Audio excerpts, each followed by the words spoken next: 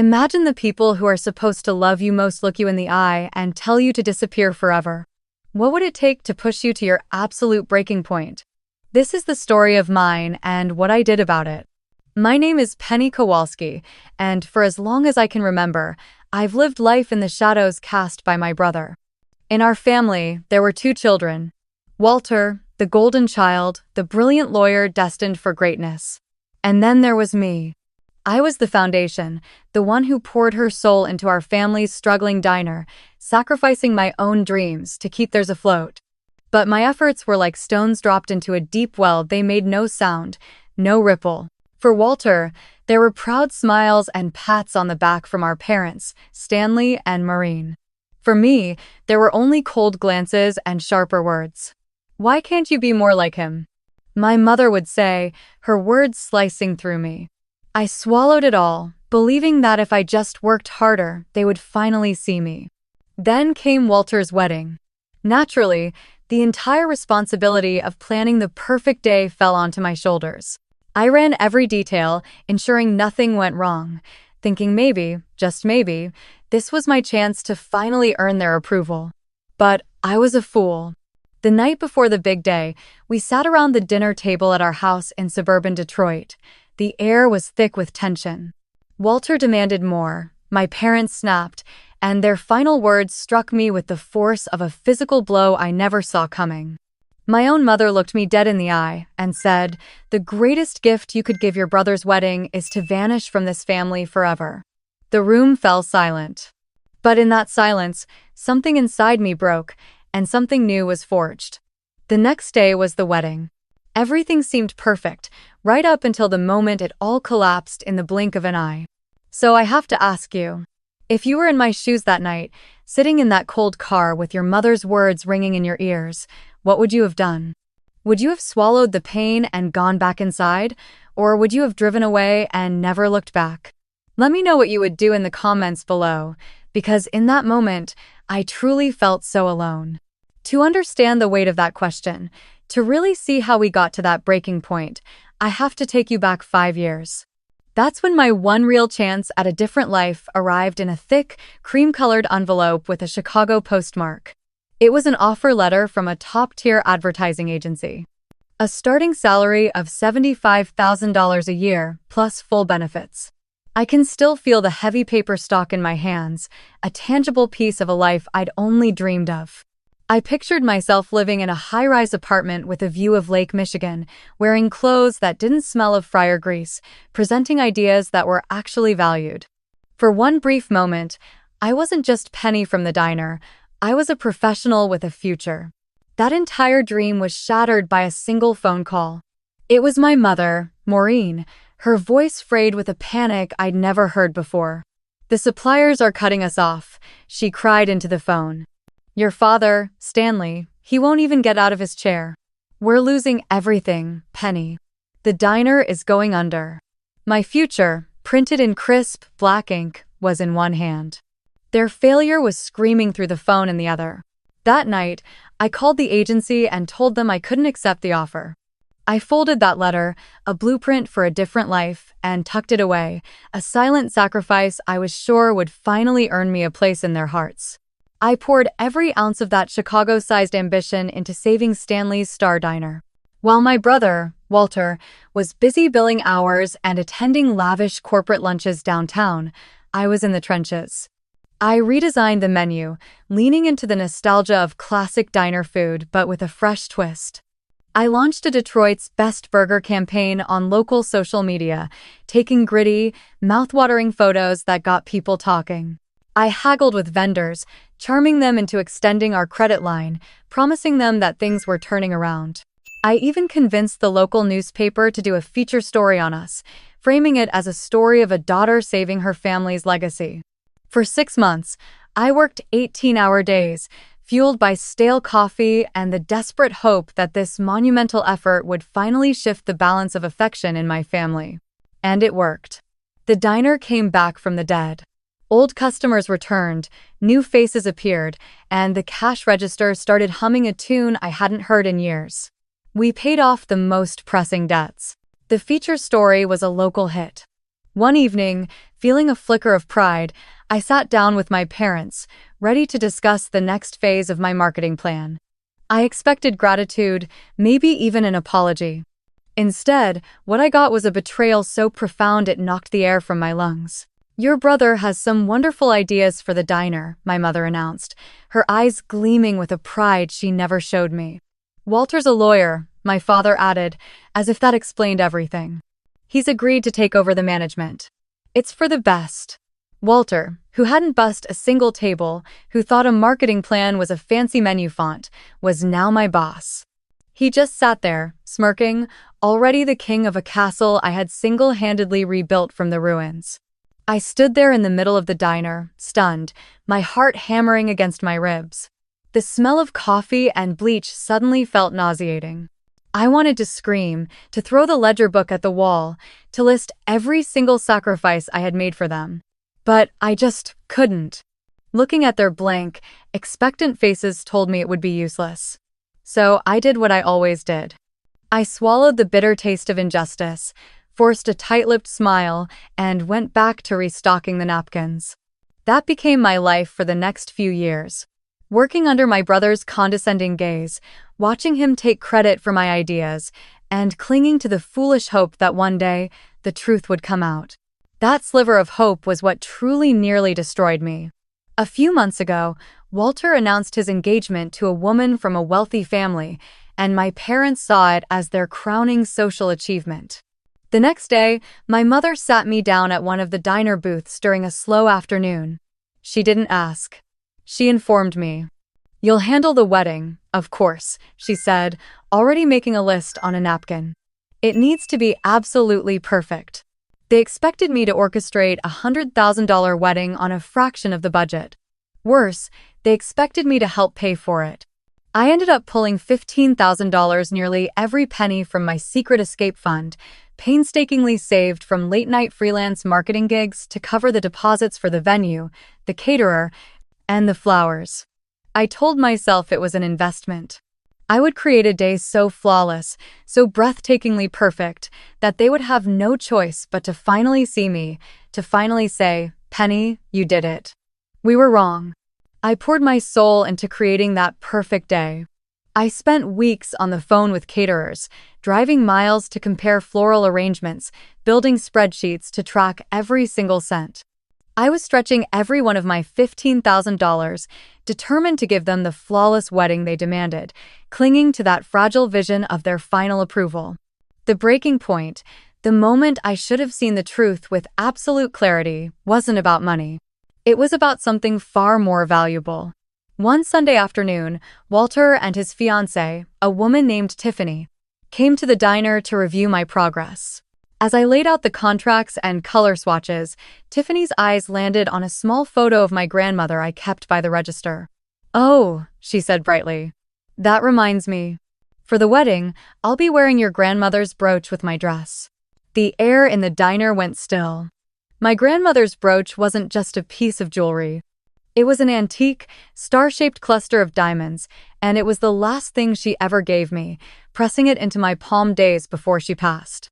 She'd made me promise I'd wear it on my own wedding day, and she'd even had her lawyer write it explicitly into her will.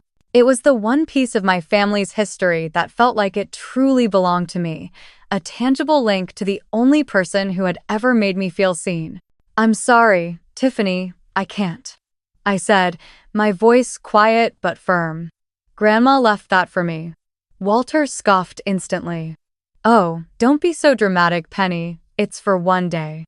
My mother immediately sided with them, her voice sharp.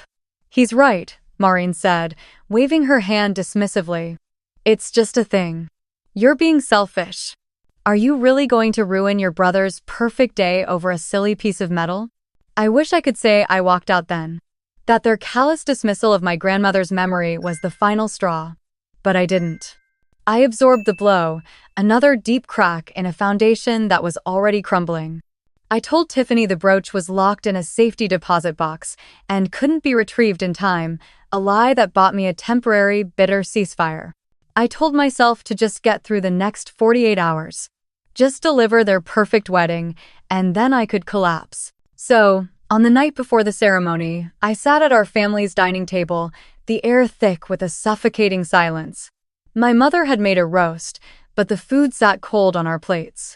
Tiffany was scrolling through her phone, occasionally showing Walter pictures of five-star honeymoon suites in the Caribbean, their laughter echoing unnaturally in the quiet room. Finally, Walter tossed his phone on the table with a sigh of theatrical boredom. "Penny, I've been thinking," he said, not even looking at me, his eyes on the ceiling. "The band you hired is a little local. I made some calls. There's a fantastic jazz ensemble from Chicago that can be here tomorrow. And Tiffany's mother thinks a chocolate fountain is essential for the photos." He said it so casually, as if he were asking me to pass the salt. A band that charged $5,000 a night. A chocolate fountain that would cost another $1,000, not including the impossible last-minute rush fees. My blood ran cold. "Walter, I can't," I said, my voice barely a whisper. "The budget is gone. My $15,000 are gone. There is literally no money left." He finally looked at me, his expression shifting from entitlement to disbelief, as if the concept of no was a foreign language he refused to understand. "What do you mean?" he said slowly. "There's no money left." My attempt to explain was like trying to describe color to a blind man. "I've spent $15,000 of my own money, Walter," I said, my voice shaking with a mix of anger and exhaustion. "The money I've been saving for years. It's all gone spent on the venue, the caterer, the flowers, everything you wanted." Walter just scoffed, a disgusted look on his face as he leaned back in his chair. "15,000? That's it? You're always cutting corners, Penny. You're embarrassing me in front of Tiffany's family." Tiffany stayed silent, studying her perfectly manicured nails as if the conversation were utterly beneath her. My father, Stanley, who hadn't said more than 2 words all evening, finally looked up from his plate, his expression hard. His voice was a low growl. "Don't you ruin this for your brother."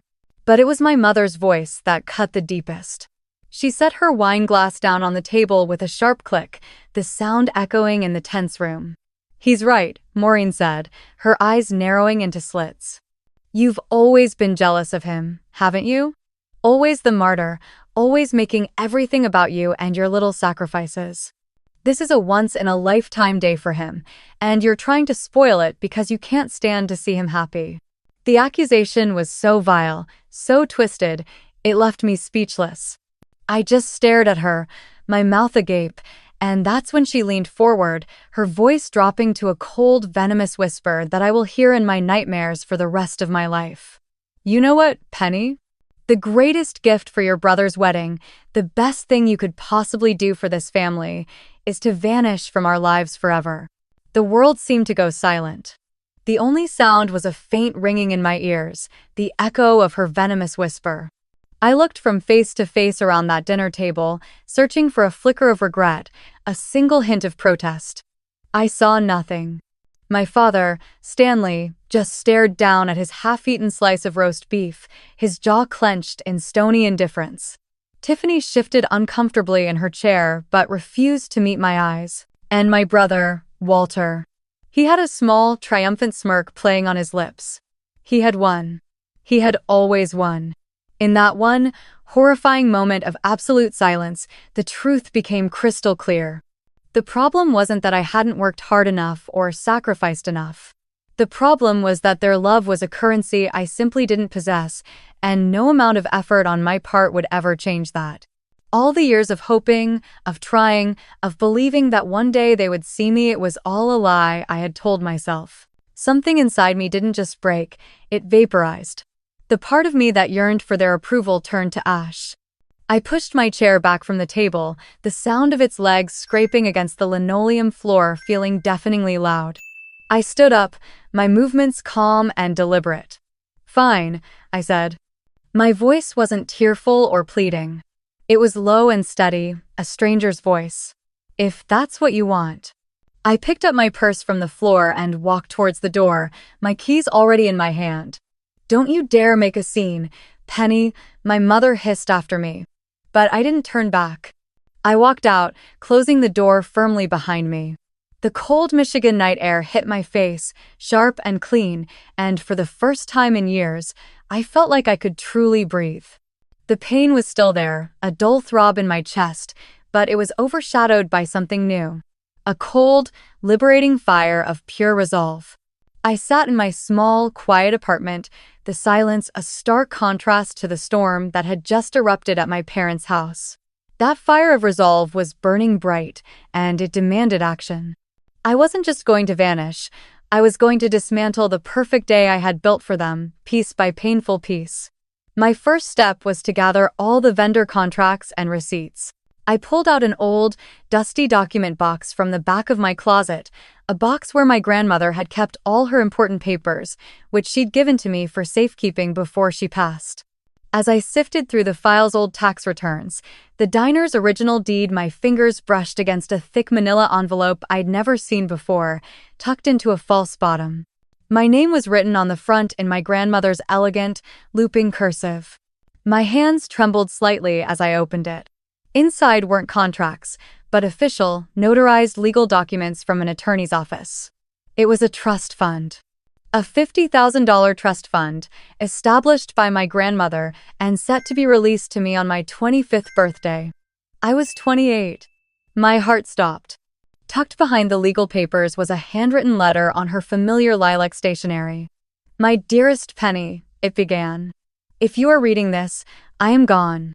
I have always seen your light, even when others in this family chose to be blind to it. Your parents are the trustees, and they have been instructed to give this to you on your 25th birthday. This is your fresh start, your escape fund, your proof that you were always so very valued." I sank onto the floor, the papers clutched in my hand. They had known. For 3 years, they had known about this money, my money, and had hidden it from me. They hadn't just denied me their love, they had actively stolen my grandmother's. The fire in my chest roared into an absolute inferno. This wasn't just about revenge anymore, this was about justice. I didn't sleep that night. I sat on my floor with my grandmother's letter and the legal documents spread out before me, the injustice of it all washing over me in waves, hardening my resolve with each passing hour.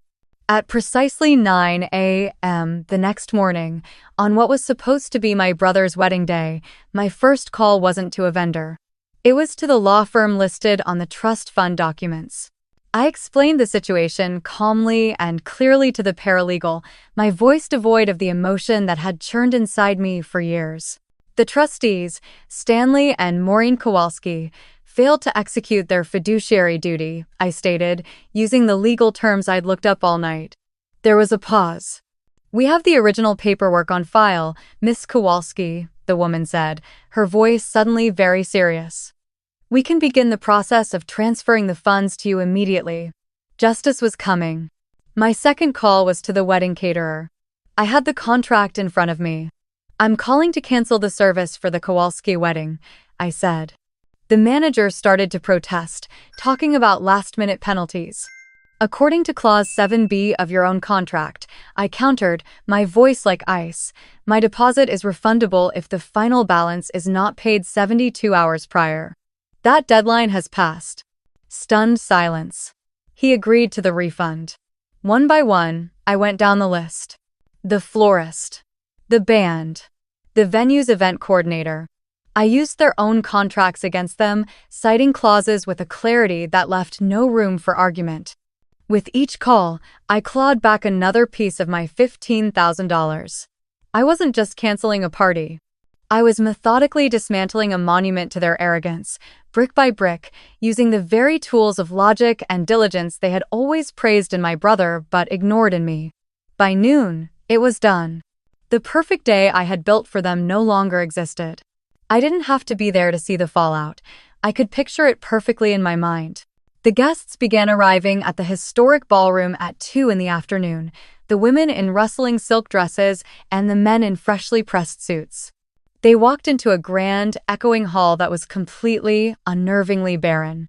There were no floral centerpieces on the linen-draped tables, no string quartet playing softly in the corner, no waiters circulating with trays of champagne and appetizers.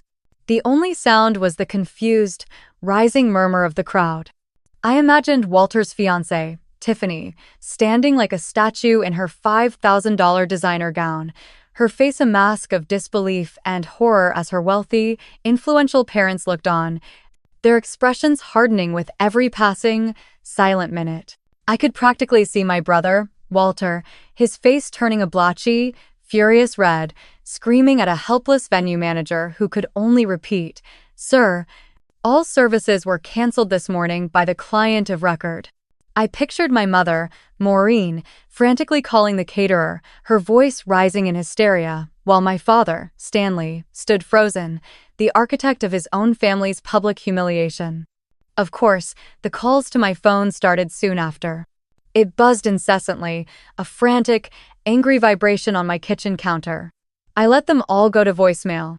Later that evening, I listened to them once, just to hear the final chapter of that life. Maureen's message was a high-pitched shriek. "You've ruined us, Penny, you have ruined everything." Stanley's was a low, menacing growl. "You are a disgrace to this family." There was no apology, no self-awareness, just blame. I listened, and then, with a strange sense of calm, I deleted them both. Their voices, their anger. It couldn't touch me anymore. The day after the wedding that wasn't, I began the process of systematically erasing my old life. I sold my car for a decent price to a college kid, packed my essential belongings into 2 large suitcases, and sold the rest of my apartment furniture online for pennies on the dollar. I didn't care about the money, I just wanted everything gone. There was nothing left for me in Michigan but bad memories and the ghosts of a family I no longer claimed. A week later, with the first wire transfer from my grandmother's trust safe in my new bank account, I was on a bus heading east. I watched out the window as the flat, gray landscape of the industrial Midwest slowly dissolved. The smokestacks and decaying factories of my past gave way to the rolling hills of Pennsylvania, the dense forests of New York, and finally, the rocky, majestic coastline of Maine. When I stepped off the bus in the small town of Rockport, the air itself felt different. It didn't smell of asphalt and rain. It smelled of salt and pine, clean and sharp. It was the smell of a fresh start. My new apartment was a small one-bedroom above a quiet bookstore with a crooked window that looked out over the harbor.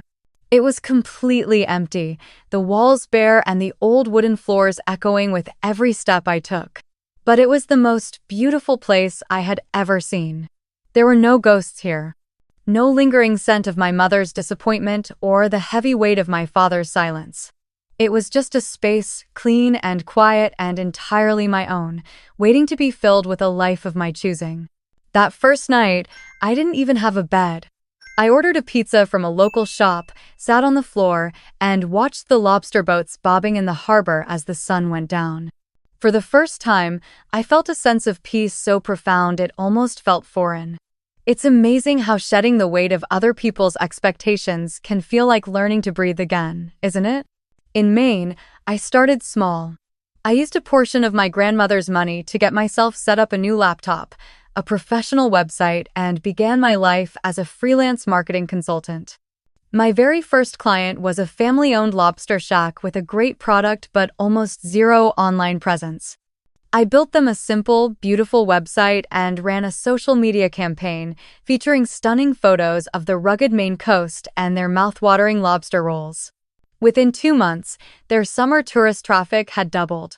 The owner, a gruff fisherman in his 60s named Al, paid my invoice with a firm handshake and a generous check, looking me straight in the eye and saying, "Kid, you've got a real gift."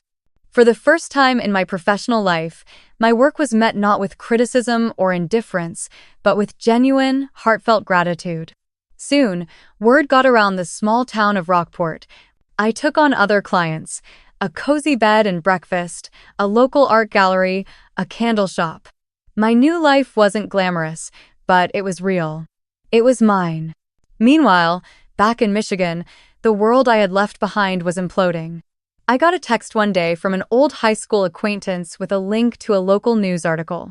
The headline read, "Stanley's Star Diner closes its doors after 40 years." According to the article, the business had filed for bankruptcy just 6 months after I left. Walter, with his law degree and arrogant mismanagement, had run it straight into the ground. Another text a month later informed me that my parents had been forced to sell our family home, the house I grew up in, to pay off the diner's substantial debts. I read the messages not with glee or a sense of victory, but with a quiet, somber finality. Their world, built on my silent sacrifices, was simply unsustainable without me. My new world, built on my own merit, was just beginning to thrive. My business gave me independence, but it was the people of Rockport who truly started to heal my heart. Specifically, one person. Her name was Betty, and she owned the Salty Donut, a small, cozy bakery on the main street that always smelled of cinnamon and freshly brewed coffee. I started going there in the mornings to work on my laptop, seeking refuge from the lingering silence of my new apartment. Betty was a woman in her late 50s, with a sprinkle of flour always dusting her apron and a laugh that could warm up even the coldest Maine morning. She noticed I was new, that I was alone. At first, her kindness was shown in small gestures. An extra donut slipped into my bag, a quiet refusal to let me pay for a coffee refill. "On the house, she'd say with a wink. Soon, our simple customer-barista relationship grew into something more. She'd pull up a chair during her quiet hours in the afternoon. "How's the marketing guru holding up today?" she'd ask. She never pried about my past, but she had a way of listening that made me feel safe, truly seen. One afternoon, I vaguely mentioned that I'd had a falling out with my family back in Michigan. She just nodded, refilling my mug. "Sometimes," she said softly, her eyes full of a wisdom that spoke of her own past heartaches, "the family you choose is the one that truly matters, the one that chooses you back." Over time, I started telling her more. She listened to my stories not with pity, but with a fierce, protective understanding. She celebrated my small client victories as if they were her own, and offered quiet wisdom on lonely days. She became the mother I never had, a source of unconditional support and warmth, given freely, without any expectation of a sacrifice in return. She was the anchor I never knew I needed. Life in Rockport settled into a peaceful, predictable rhythm.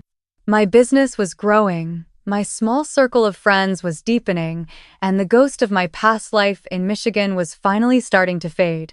Then, one crisp autumn afternoon, a letter arrived.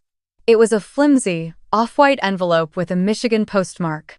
I recognized my mother's shaky, unfamiliar handwriting on the front instantly. My heart gave a painful lurch, a phantom limb aching for a connection I knew was toxic. I almost threw it away, but some part of me needed to see the final, desperate move in a game I was no longer playing. The letter was 4 pages of carefully crafted emotional manipulation. There was no apology, not a single word of regret. Instead, Maureen wrote of her supposedly failing health, of my father's deep, silent depression, of their cramped, miserable apartment on the wrong side of town. She painted a bleak picture of their ruin, a direct consequence of their own actions, yet she framed it as a tragedy that only I, their capable, resourceful daughter, could fix. She wasn't asking for forgiveness, she was demanding a rescue.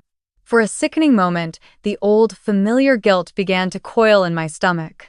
I was that girl in the diner again, the one whose sole purpose was to fix their problems. Before I could spiral, I folded the letter, walked down the street to the Salty Donut, and handed it to Betty. She read it in silence, her brow furrowed. When she finished, she slid it back across the counter. "That's not a cry for help, Ann," she said, her voice firm but kind. "That's a leash. They're trying to put the leash back on." And just like that, the spell was broken. That night, I wrote one sentence on a plain note card: "I wish you all well, but I am not coming back," and mailed it. Then, I finally blocked their numbers from my phone.